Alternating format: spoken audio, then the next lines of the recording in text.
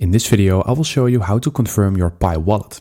So the first thing that you need to do is you need to download Pi wallet and Pi browser on your device. And after you've done that, go ahead and open the Pi wallet app. And from here, you need to set up your account so you can go ahead and log in with your Apple account, with Facebook, or with your phone number. And after you've done that, make sure that you have created your wallet. And if you haven't done that yet, I will show you how you can do that.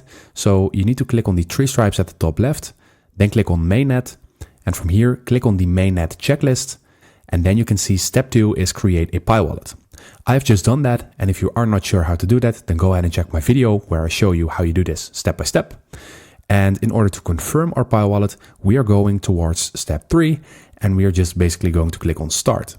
And as you can see, our confirmed wallet address is not confirmed yet. It is set in red.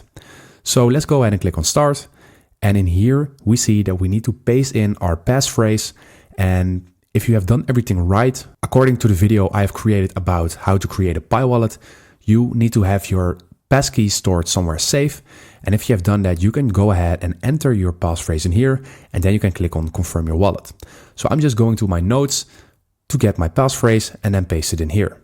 And after, I'm going to click on confirm your wallet. So I've pasted in my passphrase, and right now I see welcome to the Pi testnet wallet. So now I can go ahead and click on continue. And now I have finished and completed this step. So as you can see, it's really easy and straightforward. I hope this video helped you out. Please leave a like and consider subscribing, and then I see you in the next one.